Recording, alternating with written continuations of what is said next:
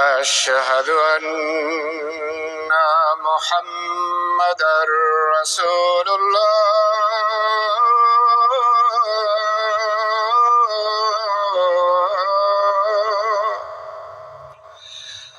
أشهد أن محمدا رسول الله حي على الصلاة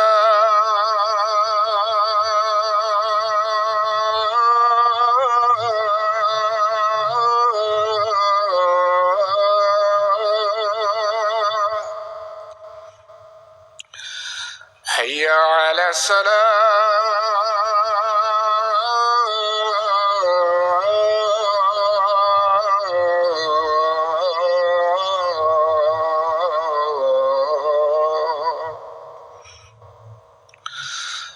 حي على الفلاح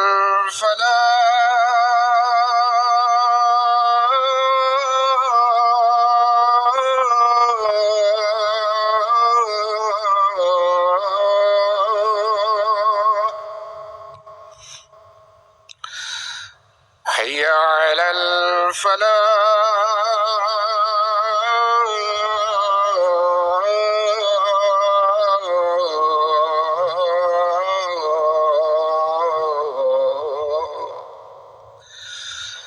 الله أكبر الله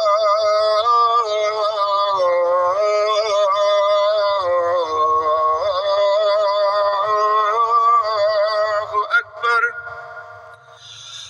لا إله إلا الله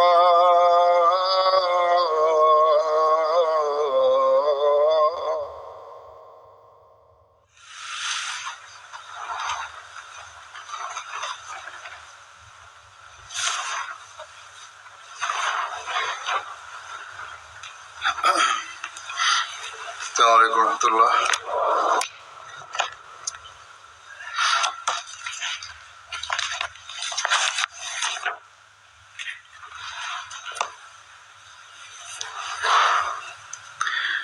أشهد أن لا إله إلا الله وحده لا شريك له وأشهد أن محمدا عبده ورسوله أما بعد فأعوذ بالله من الشيطان الرجيم بسم الله الرحمن الرحيم الحمد لله رب العالمين الرحمن الرحيم مالك يوم الدين إياك نعبد وإياك نستعين اهدنا الصراط المستقيم صراط الذين أنعمت عليهم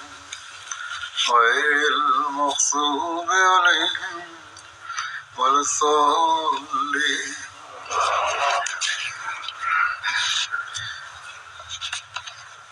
آج غزوہ بنو نذیر کا کوئی ذکر کروں گا.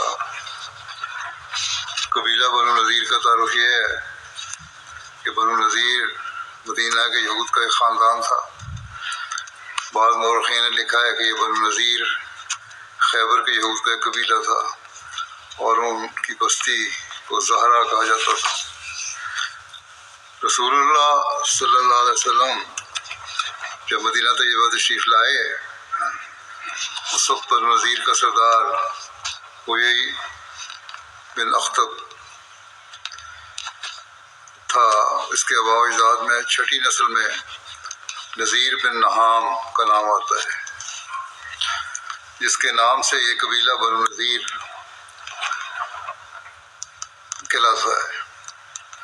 ام المومنین حضرت صفیہ رضی اللہ عنہا بنو نذیر کے اسی سردار حیی بن اخطب کی بیٹی تھی. حیی کتب کی تاریخ میں لکھا ہے حیی بن اخطب کا سلسلہ نسب حضرت موسیٰ کے بھائی حضرت ہارون سے جا ملتا ہے۔ حیی کو کے نسب میں کئی اشخاص انبیاء کے شرف سے نوازے گئے جن پر اسے فخر تھا، اور اسی گھمنڈ میں یہ کہا کرتا تھا کہ اللہ تعالیٰ ہم پر اس دنیا میں مہربان ہے اور آخرت میں بھی وہ ہم پر شفقت اور مہربانی فرمائے گا، وہ ہمیں گناہوں کی وجہ سے چند دن سزا دے گا، بالآخر جنت ہی ہمارا ٹھکانہ ہوگا۔ اسی نسبی فخر اور تکبر کے باعث وہی نے رسول اللہ صلی اللہ علیہ وسلم کی تعلیمات سے روگردانی کی تھی۔ قبیلہ بنو نذیر محلِ وقوع کے اعتبار سے مسجد قباء سے آدھے میل دور تھا، شمال کی طرف، شمال مشرقی طرف، اور وسطی مدینہ سے اس کی آبادی پہلے آتی تھی، اور مسجد قباء اس سے تھوڑے فاصلے پر آگے جنوبی جانب واقع تھی۔ غزوہ بنو نذیر ربیع الاول 4 ہجری میں پیش آیا۔ ایک قول یہ ہے کہ غزوہ احد سے پہلے کا واقعہ ہے، اور امام بخاری کا قول بھی یہی ہے۔ البتہ امام بخاری نے اسی جگہ یہ بھی لکھا ہے کہ ابن اسحاق کے نزدیک یہ جنگ احد اور بئر معونہ کے بعد ہوا تھا۔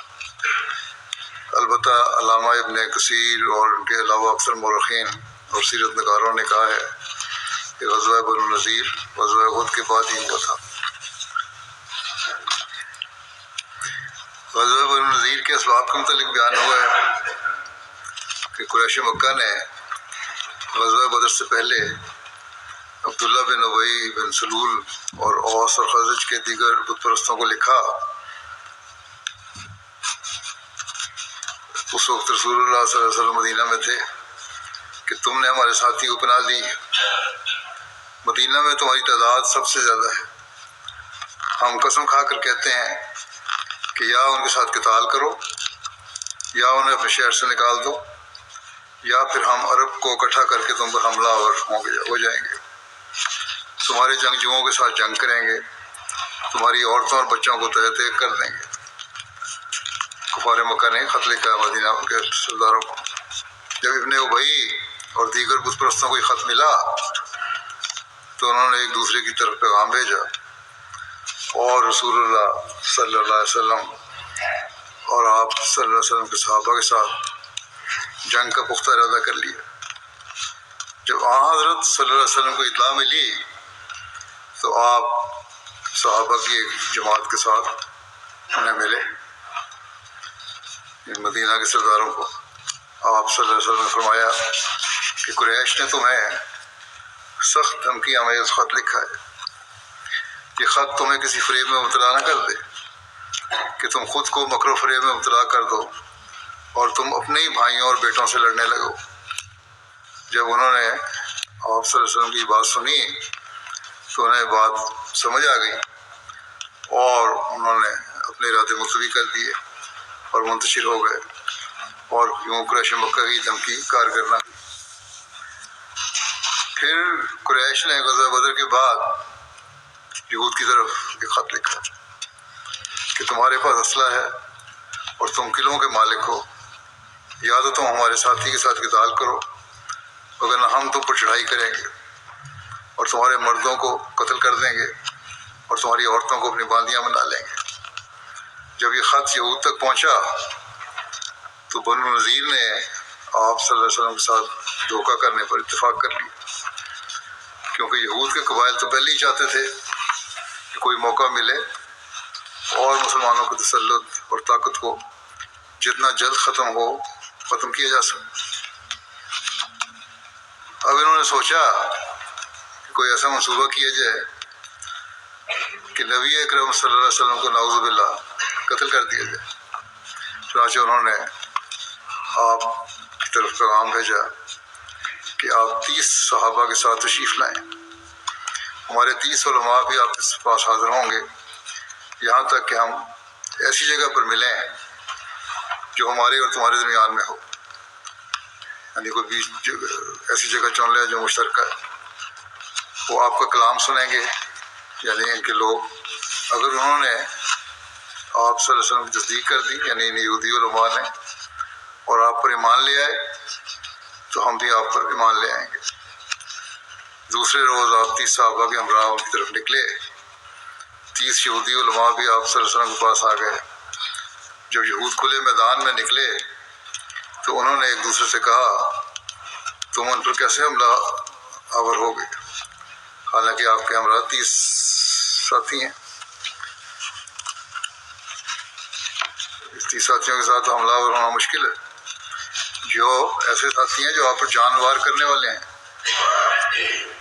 اس طرح انہوں نے یہودیوں نے آپ صلی اللہ علیہ وسلم کی طرف یہ پیغام بھیجا کہ ہم 60 افراد باہم کیسے افہام و تفہیم کریں گے، آپ ایسا کریں کہ 3 ساتھیوں کو لے کر آئیں اور ہم بھی اپنے 3 علماء لے آتے ہیں، وہ آپ کی بات چیت سنیں گے۔ اس طرح آپ صلی اللہ علیہ وسلم نے 3 صحابہ کے ساتھ آنے کی بات مان لی۔ 3 یہودی علماء بھی نکلے، ان یہودیوں کے پاس خنجر تھے، وہ رسول اللہ صلی اللہ علیہ وسلم پر حملہ کرنا چاہتے تھے۔ آپ صلی اللہ علیہ وسلم تشریف لے جانے کے لیے تیار تھے،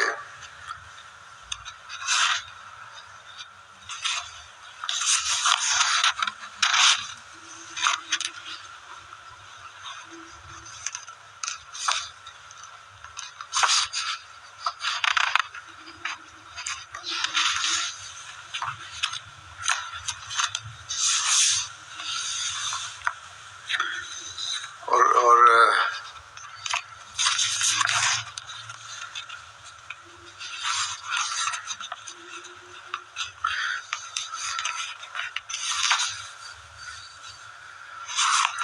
بہرحال آپ صلی اللہ علیہ وسلم تشریف لے جانے کے لیے تیار تھے اور راستے میں ہی تھے کہ بنو نذیر کی ایک خیر خواہ عورت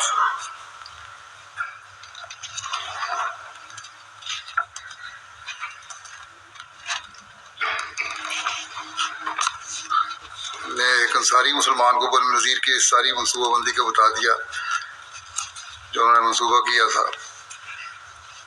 آپ کو دھوکہ دینے کا، اور اس نے رسول اللہ صلی اللہ علیہ وسلم کے خدمت میں حاضر ہو کر یہود کے اس ارادے سے آگاہ کر دیا، اور قبل اس کے کہ رسول اللہ صلی اللہ علیہ وسلم یہود کے پاس پہنچتے آپ مدینہ واپس تشریف لے آئے۔ اس غزوے کا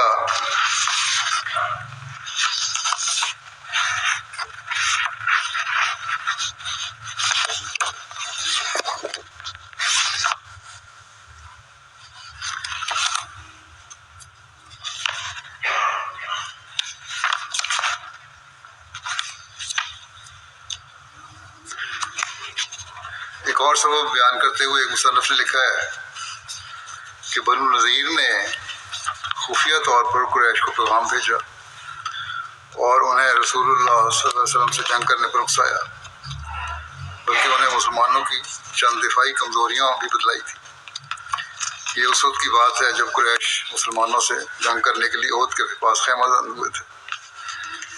یہ سبب صرف موسیٰ بن عقبہ نے ذکر کیا ہے۔ بعض روایات کے مطابق جنگ عہد سے پہلے یہود نے بھی قریش مکہ کو خوب بھڑکایا تھا، جس کے نتیجے میں جنگ عہد برپا ہوئی تھی۔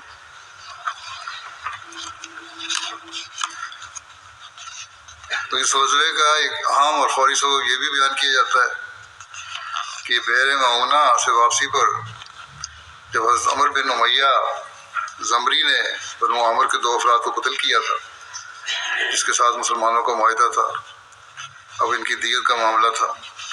اس سلسلہ میں حضرت صلی اللہ علیہ وسلم نے بنو نذیر کے پاس تشریف لے گئے تھے، کیونکہ رسول اللہ صلی اللہ علیہ وسلم نے یہود سے جو معاہدہ کیا تھا اس کی ایک شک یہ بھی تھی کہ یعاونوا فی الدیات، یعنی وہ لوگ دیت کا معاملات میں مسلمانوں سے تعاون کریں گے۔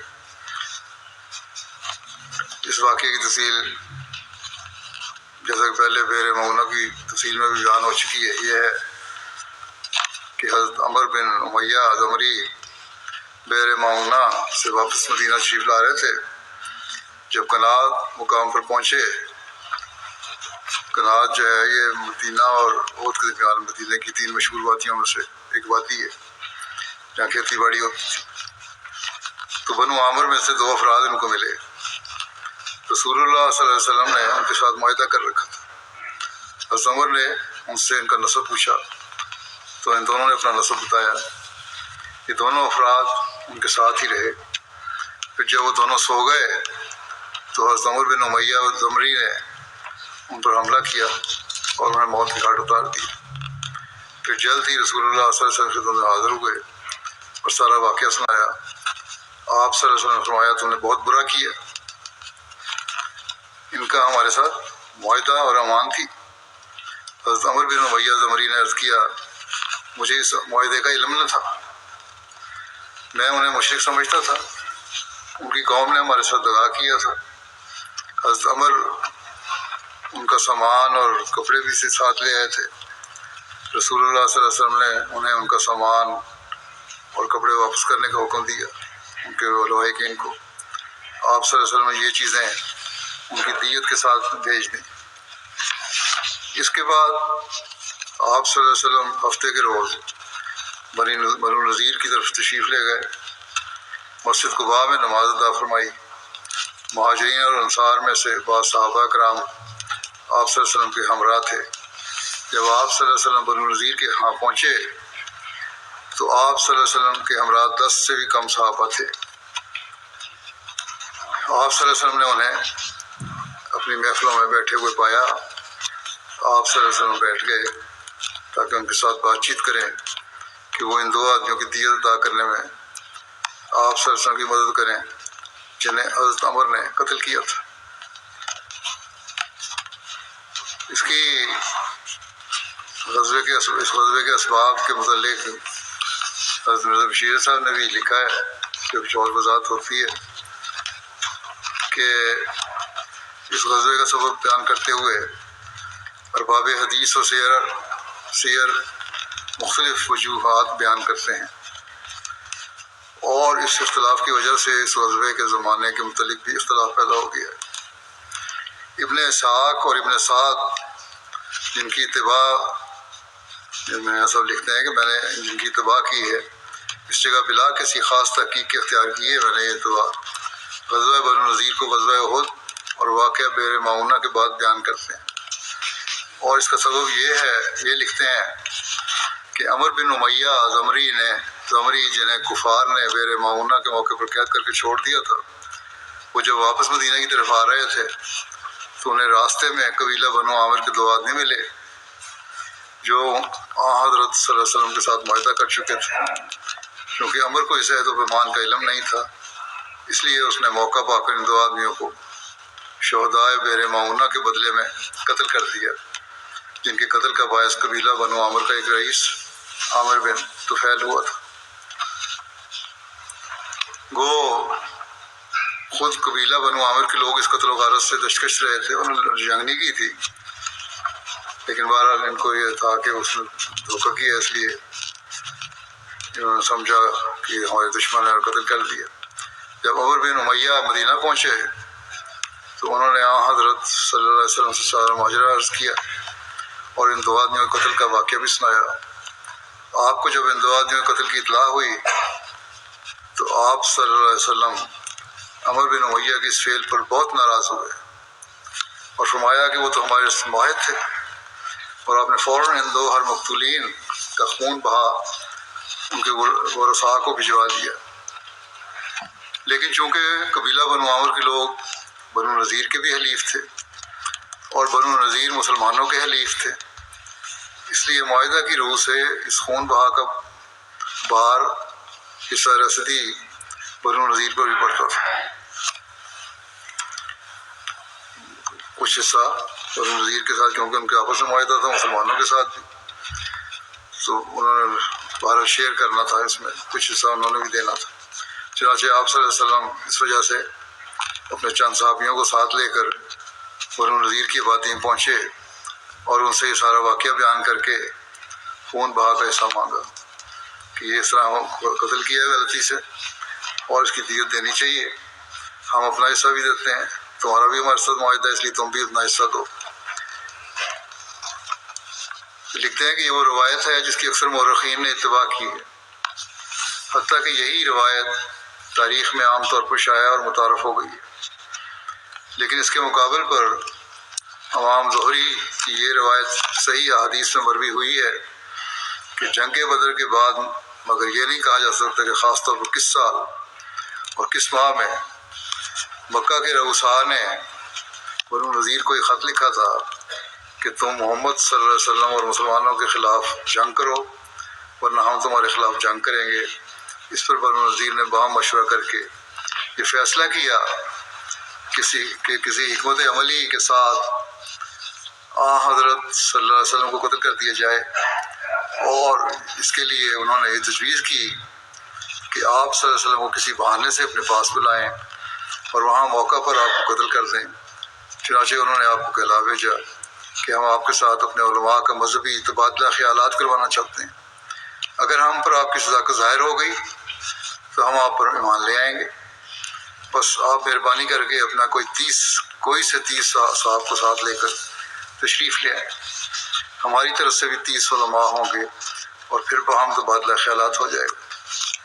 ایک طرف تو انہوں نے حضرت صلی اللہ علیہ وسلم کو یہ پیغام بھیجا اور دوسری طرف یہ تجویز پختہ کر کے اس کے مطابق پوری تیاری بھی کر لی کہ جب حضرت صلی اللہ علیہ وسلم تشریف لائیں تو یہی یہودی علماء جن کے پاس خنجریں پوشیدہ ہوں موقع پا کر حضرت صلی اللہ علیہ وسلم کو قتل کر دیں. مگر قبیلہ بنو نذیر کی ایک عورت نے ایک انصاری شخص کو جو رشتہ میں اس کا بھائی لگتا تھا اپنے قبیلہ والوں کے اس بد ارادے سے بر وقت اطلاع دے دی, اور حضرت صلی اللہ علیہ وسلم جو بھی گھر سے نکلے ہی تھے یہ اطلاع پا کر واپس تشریف لے آئے اور فوراً تیاری کا حکم دیا اور صحابہ کی ایک جماعت کو ساتھ لے کر بنو نذیر کے قلعوں کی طرف روانہ ہو گئے اور جاتے ہی ان کا محاصرہ کر لیا اور پھر ان کے رؤساء کو پیغام بھیجا کہ جو حالات ظاہر ہوئے ہیں ان کے ہوتے ہوئے میں تمہیں مدینہ میں نہیں رہنے دے سکتا جب تک کہ تم اثر نو میرے ساتھ معاہدہ کر کے مجھے یقین نہ دلاؤ کہ آئندہ تم بے دہدی اور غداری نہیں کرو گے. مگر یہود نے معاہدہ کرنے سے صاف انکار کر دیا اور اس طرح جنگ کی ابتدا ہو گئی اور بنو نذیر نہایت متمردانہ طریق پر قلعہ بند ہو کر بیٹھ گئے, یعنی بڑی سرکشی دکھاتے ہوئے اور تکبر دکھاتے ہوئے قلعہ بند ہو کر بیٹھ گئے کہ ہمارے پاس طاقت ہے. دوسرے دن آپ کو یہ اطلاع ملی یا آپ نے قرائن سے خود معلوم کر لیا کہ یہود کا دوسرا قبیلہ بنو قریظہ بھی کچھ بگڑا بیٹھا ہے.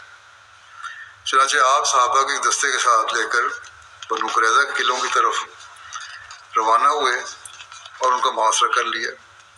بنو قریظہ نے جب دیکھا کہ راز کھل گیا ہے تو وہ ڈر گئے اور معافی خواستگار ہو کر اثر نو حضرت صلی اللہ علیہ وسلم کے ساتھ امن و امان اور باہمی اعانت کا معاہدہ کر لیا, جس پر آپ نے ان کا محاصرہ اٹھا لیا اور پھر بنو نذیر کے قلعوں کی طرف تشریف لے آئے. لیکن بنو نذیر بدستور اپنی ضد اور عداوت پر اڑے رہے اور ایک باقاعدہ جنگ کی صورت پیدا ہو گئی. یہ وہ دو مختلف روایتیں ہیں جو غزوہ بنو نذیر کے باعث کے متعلق بیان کی گئی ہیں. گو تاریخی لحاظ سے مؤخر ذکر روایت زیادہ درست اور صحیح ہے اور دوسری احادیث میں بھی زیادہ تر اسی روایت کی تائید پائی جاتی ہے. لیکن چونکہ پہلی روایت کو مورخین نے زیادہ کثرت کے ساتھ قبول کیا ہے اور بعض صحیح احادیث میں بھی اس کی صحت کی طرف اشارہ پایا جاتا ہے, چنانچہ امام بخاری نے باوجود زہری کے قول کو ترجیح دینے کے قبیلہ عامر کے 2 مقتولوں کی دیت کا بھی ذکر کیا ہے. اس لیے ہماری رائے میں اگر دونوں روایتوں کو صحیح سمجھ کر ملا لیا جائے تو کوئی حرج لازم نہیں آتا. البتہ اس سے غزوہ کے زمانے کے متعلق ان روایتوں میں سے کسی ایک روایت کو ترجیح دینی پڑے گی, کیونکہ زمانے کے لحاظ سے ہر 2 روایات کو صحیح تسلیم نہیں کیا جا سکتا. ایسا معلوم ہوتا ہے کہ بنو نذیر کی طرف سے مختلف مواقع پر مختلف اسباب جنگ کے پیدا ہوتے رہے ہیں اور حضرت صلی اللہ علیہ وسلم انہیں ڈیل دیتے رہے. اور درگزر سے کام فرمایا، لیکن جب آخری سبب بیر معونہ کے واقعے کے بعد ہوا تو آپ نے انہیں ان کی ساری کارروائیاں جتلا کر ان کے خلاف فوج کشی کا فرمائی۔ گویا یہ جتنے مختلف اسباب بیان ہوئے ہیں یہ سب اپنی اپنی جگہ درست تھے، مگر آخری تحریک کی سبب وہ تھا جو بنو عامر کے 2 مقتولوں کی دیت کے مطالبے کے وقت پیش ہوا۔ واللہ اعلم بالصواب۔ یہ ساری بیان جو میں نے کیا ہے یہ سید خاتم النبیین میں سے لیا ہے۔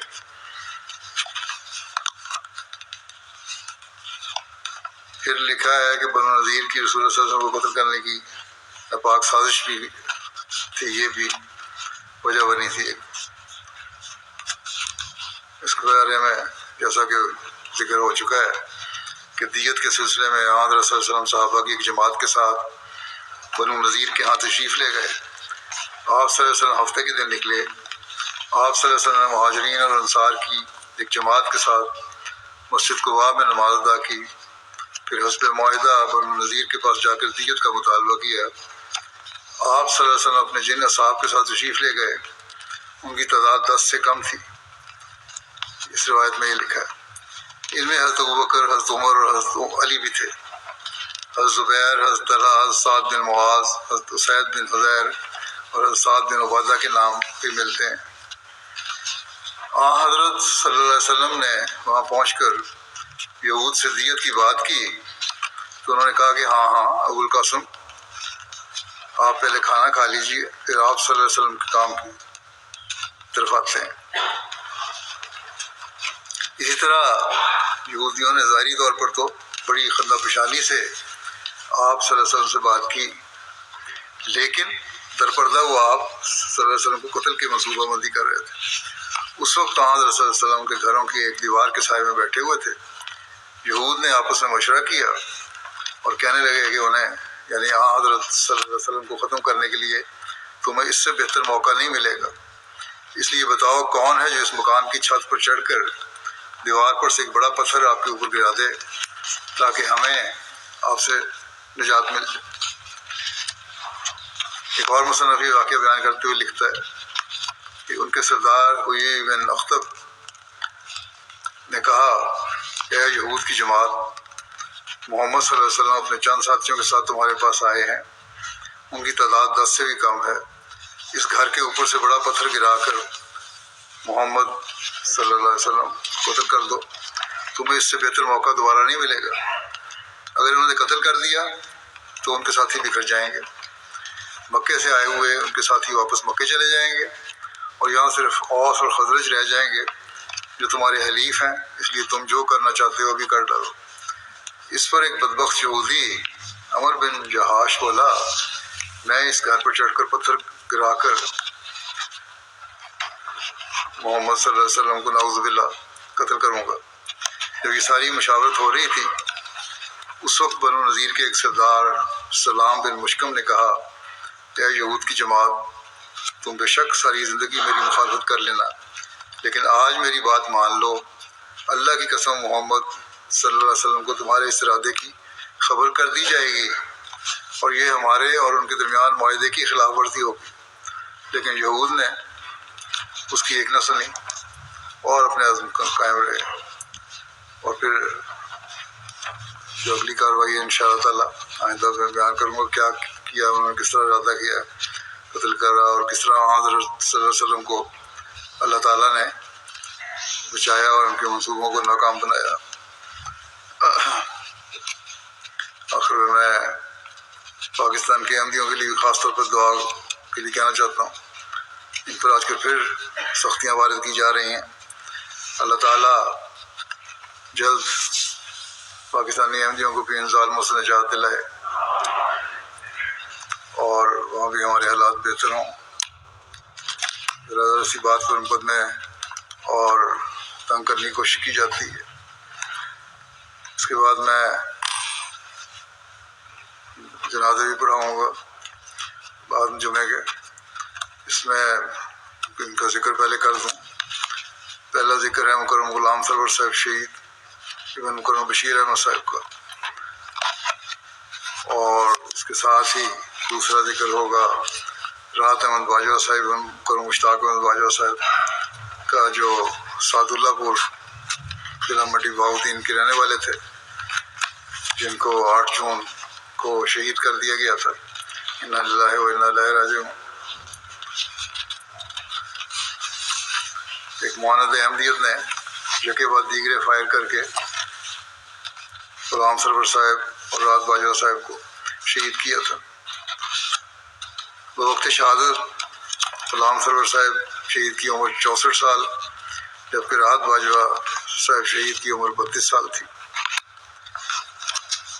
تفصیلات کے مطابق غلام سرور صاحب شہید احمدیہ مسجد سعد اللہ پور سے نماز ظہر کی ادائیگی کے بعد اپنے گھر واپس جا رہے تھے کہ گھر کے قریب ایک معاند احمدیت سید علی رضا جو مقامی مدرسے کا طالب علم تھا، اس نے غلام سرور صاحب کے تعاقب کر کے پستول سے فائر کر دیا۔ سر میں گولی لگنے سے آپ موقع پر ہی شہید ہو گئے۔ وقوع کے بعد قاتل موقع سے چلا گیا اور گاؤں کی دوسری جانب جا کر ایک اور احمدی مکرم راحت احمد باجوہ صاحب کو بھی فائر کر کے شہید کر دیا، جس کے بعد قاتل کی گرفتاری عمل میں آئی۔ وقوع کے بعد قاتل نے پولیس کو اپنے اقراری بیان میں بتایا کہ ہاں میں نے مارا ہے ان کو۔ اس نے یہ کارروائی جنت کے اصول کے لیے کی، کہنے لگا کہ میں تو جنت حاصل کرنے کے لیے سب کچھ کیا، اگر مجھے کوئی اور احمدی بھی نظر آ جاتا تو میں اس کی جان لینے کی بھی سے بھی گریز نہ کرتا۔ تو مولویوں کے سکھائے ہوئے اسلام کی تعلیم کا تو یہ اثر ہے لوگوں پر کہ یہ تعلیم دے رہے ہیں اسلام اور بدنام کرنے والے ہیں اسلام کو۔ اللہ تعالیٰ ان کی جلد پکڑ کے سامان فرمائے۔ غلام سرور صاحب شہید ابن بشیر احمد صاحب کے خاندان میں احمدیت کا نفوذ ان کے پردادا حضرت شرف الدین صاحب رضی اللہ عنہ کے ذریعے سے ہوا، جنہوں نے تعاون کے نشان سے متاثر ہو کر سعد اللہ پور کے دیگر احباب کے ہمراہ حضرت مولانا غلام رسول صاحب راجی کے توسط سے بذریعہ خط بیعت کی تھی۔ بعد میں حضرت مسیح علیہ السلام کے 1903 میں مقدمہ جہلم کے موقع پر جہلم تشریف لانے پر ان کی زیارت کی سعادت بھی ملی۔ شہید مرحوم بفضل خدا نظام وصیت میں شامل تھے، پنجگانہ نماز با جماعت کے پابند تہجد گزار تھے، درود شریف بہت زیادہ کثرت سے کرنے والے، نفلی روزوں کے علاوہ تلاوت قرآن کریم سے خصوصی شغف تھا۔ اس کے علاوہ جماعتی کتب کا مطالعہ اور باقاعدگی سے کرتے تھے، اور نفل روزانہ کا معمول تھا ان کا، جماعت کے لیے 2 نفل باقاعدگی سے پڑھا کرتے تھے، روزانہ کی بنیاد پر صدقہ دیا کرتے تھے، پردہ پوشی کے ساتھ مستحقین کی معاونت کرتے تھے، کبھی کسی سوالی کو گھر سے خالی نہ جانے دیتے تھے۔ مقامی جماعت میں جنرل سیکرٹری کے علاوہ بطور مربیت فعال سعد اللہ پور کی خدمت کی توفیق ملی۔ مرحوم کو دعوت اللہ کا بہت شوق تھا، کئی سعید روحوں کو آپ کے توسط سے بیعت کی توفیق ملی۔ ماضی میں کلمہ مہم کے دوران دیگر احباب کے ساتھ 3-4 دن کے لیے بغیر مقدمہ درج کیے اسیر رائے مولا ہونے کی بھی سعادت ملی۔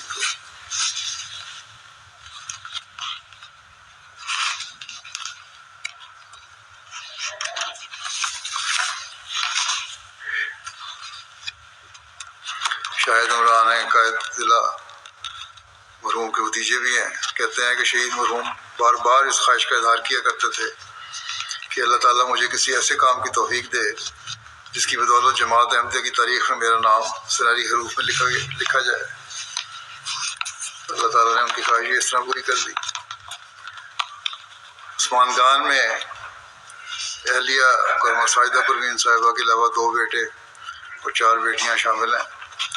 چھوٹی بیٹیاں ان کی 2 ہیں، جو ایک FSC میں تعلیم حاصل کر رہی ہے، ایک میٹرک میں، باقی تو شادی شدہ ہے بچے۔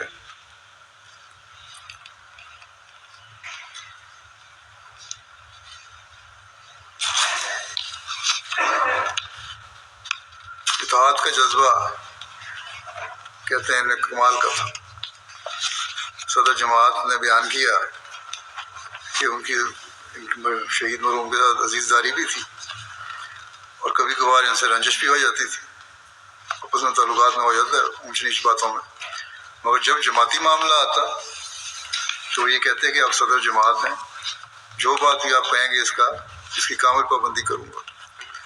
یہ ایک نمونہ تھا جنہوں نے دکھایا۔ بہت ساری شکایتیں آتی ہیں لوگوں کی کہ تعاون نہیں کرتے اپنی ذاتی رنجوں کی بنا پہ جماعتی نظام سے، لیکن انہوں نے کبھی یہ اس کا اظہار نہیں ہونے دیا، کامل اطاعت کے ساتھ انتظامیہ کی اطاعت کی۔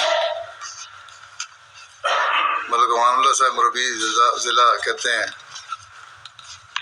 کہ میرا غلام سرور صاحب کے بارے میں مشاہدہ یہ رہا کہ مسجد میں ہمیشہ پہلے آ کر پہلی صف میں دائیں طرف بیٹھ جاتے، ذکر الہی مشغول رہتے، نہایت عاجز اور منکسر المزاج انسان تھے، خلافت سے خاص محبت تھی، حضرت اقدس مسیح موعود کی کتب کا مطالعہ کا بھی شوق رکھتے تھے اور تبلیغ کا بھی شوق تھا، اس لیے رسول مسیح راوے کی مجالس عرفان اور دیگر آڈیو ویڈیو اپنے پاس رکھتے تھے اور بڑے شوق سے سنا کرتے تھے، دیکھا کرتے تھے۔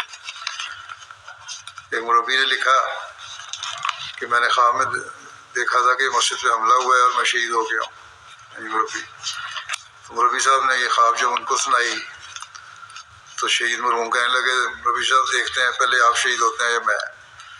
لگتا ہے یہ بھی ان کو پہلے کوئی اشارہ ملا تھا، اس کی وجہ سے انہوں نے یہ بات کہی۔ اللہ تعالیٰ ان کے درجات بلند فرمائے اور ان کی نسل میں بھی نیکیاں جاری رکھے ان کی، اور کامل وفا سے ان کو رہنے کی توفیق دے۔ دوسرا ذکر ہے قرون راحت احمد باجوہ صاحب شہید کا، جو مشتاق احمد باجوہ صاحب کے بیٹے تھے۔ تفصیلات کے مطابق رات باجوہ صاحب سعد اللہ پور بس اسٹاپ پر واقع اپنے پکوان سینٹر سے واپس اپنے گھر آ رہے تھے کہ مذکورہ قاتل سید علی رضا نے ان پر بھی پسٹل سے فائر کر دیا، سر میں گولی لگنے سے آپ بھی موقع پر شہید ہو گئے۔ رحمت احمد باجوہ صاحب شہید کے خاندان میں اہمیت کا نفوذ ان کے دادا مکرم رشید احمد صاحب کے ذریعے ہوا، جنہوں نے اپنے بھائی مکرم حفیظ اللہ صاحب کے ذریعے 1978 میں بیعت کی تھی۔ شہید مرحوم اللہ تعالیٰ نظام وصیت میں شامل تھے۔ جب بھی کسی احمدی کی شہادت کی انہیں اطلاع ملتی تو رشک سے اس امر کا اظہار کرتے کہ رتبہ تو قسمت والوں کو ملتا ہے۔ خلافت احمدیہ سے والہانہ عشق تھا، مہمان نوازی کا بس نمایاں تھا، نہایت ہنس مکھ انسان تھے، ہر کسی سے محبت سے پیش آتے، اگر کوئی منفی رویہ اختیار کرتا تو اس کا جواب مثبت رویہ سے دیتے۔ 1918 میں قادیان گئے ہیں تو ہر وقت مسجد میں یا بیت الدعا میں دعاؤں میں مشغول رہے۔ جب بھی جماعتی خدمت کے لیے بلایا جاتا فوری طور پر سب کام چھوڑ کے حاضر ہو جاتے۔ جماعتی پروگرامز کے ضمن میں مہمانان کے لیے خود کھانا تیار کرتے کیونکہ اپنا ان کی کھانے کی دکان تھی۔ ان کی یہ خواہش تھی کہ وقف کر کے دار الضیافت میں جائیں اور حضرت مسیح علیہ السلام کو مہمانوں کی خدمت کریں۔ ان کے ایک کزن ہے جامعہ میں پڑھتے ہیں، کہتے ہیں مجھے جب بھی ملتے ہمیشہ یہ نصیحت کرتے کہ کبھی بے وفائی نہ کرنا اور آخر دم تک اپنے وفد پر نبھانا، یہی تبھی تو ہماری خاندان کی عزت کا باعث بنو گے۔ شہید مرحوم نے پسماندگان میں والدین کے علاوہ اہلیہ امت النورین صاحبہ، امت النور صاحبہ اور 2 بیٹیاں عزیزہ جویریہ عمر 4 سال اور عزیزہ زمر رات 1.5 سال یادگار چھوڑے ہیں۔ اللہ تعالیٰ ان شہداء کو جنت الفردوس میں اعلیٰ مقام عطا فرمائے، رحمت اور مغفرت کا سلوک فرمائے اور جملہ پسماندگان کو صبر جمیل عطا فرمائے، انہیں اپنی حفظ و امان میں رکھے۔ ایک اور جنازہ ہے اس کے ساتھ کرم ملک مظفر خان جوہیہ کا، جو گزشتہ دنوں ان کی وفات ہوئی ہے 53 سال کی عمر میں۔ انا للہ و انا الیہ راجعون۔ اللہ تعالیٰ کے فضل سے موسی تھے، آپ کے بیٹے محمد مطیع اللہ جویہ صاحب مربی سلسلہ ہیں آج کل ہوائی میں، اور ٹریول ڈاکومنٹس نہ ہونے کی وجہ سے والد کے جنازے میں اور تدفین میں شامل نہیں ہو سکے۔ مربی صاحب لکھتے ہیں کہ والد صاحب نہایت دیندار، متقی، غریب پرور، تہجد گزار، 5 وقتہ نمازوں کے پابند اور باقاعدہ تلاوت قرآن کریم با ترجمہ کرنے والے ایک نیک شخص اور مخلص انسان تھے۔ 24 سال کی عمر میں 1953 میں انہوں نے خود احمدیت قبول کی۔ حضرت مسیح علیہ السلام کو قبول کرنے سے ان میں ایک انقلابی تبدیلی آئی، اور اس وقت سے انہوں نے خدا تعالیٰ کی عبادت، خلافت سے وفا اور انسانیت کی خدمت کی مثالی زندگی بسر کی۔ آپ کی کو زندگی میں مختلف حیثیتوں میں جماعت کی خدمت کا ہی موقع ملا۔ 15 سال تک اپنے جماعت 152 شمالی میں صدر جماعت بھی رہے۔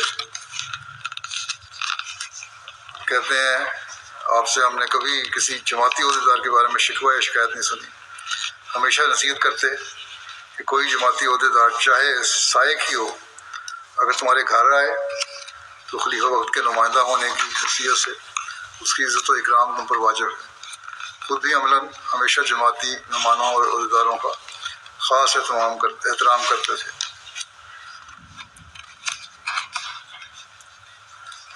جب میں نے وصیت کی تحریک کی تھی 2005 میں، تو یہ تو پہلے موسی تھے، اس وقت انہوں نے اپنی وصیت کو 1/10 سے بڑھا کے 1/3 کر دیا، شرح بڑھا دی۔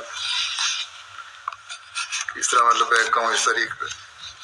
سب بچوں کو کہتے تھے کہ مالی قربانی اور چندہ حقیقت میں وہی ہوتا ہے جو انسان پہلے ہی ادا کرے اور سیکٹری مال کو یاد دہانی کا موقع ہی نہ دیا جائے۔ خود بھی جو پینشن آتی تھی اس میں سب سے پہلے چندہ ادا کرتے تھے۔ کہتے ہیں کہ 1990 کی دہائی میں ہماری جماعت کو مربی ہاؤس کی ضرورت پڑی، تو اپنی زمین جو مسجد کے نزدیک اور گاؤں کے اندر واقع تھی جماعت کو بلا تردد عطیہ کر دی۔ اللہ تعالیٰ مرحوم سے مغفرت اور رحم کا سلوک فرمائے، درجات بلند کرے، ان کی اولاد کو بھی ان کی نیکیاں جاری رکھنے کی توفیق عطا فرمائے۔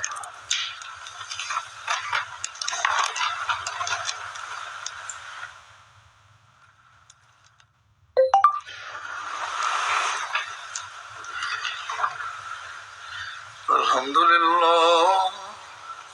لله نحمده ونستعينه ونستغفره ونؤمن به ونتوكل عليه ونعوذ بالله من شرور أنفسنا ومن سيئات أعمالنا، من يهده الله فلا مضل له ومن يضلل فلا هادي له، ونشهد أن لا إله إلا الله ونشهد أن محمدا عبده ورسوله۔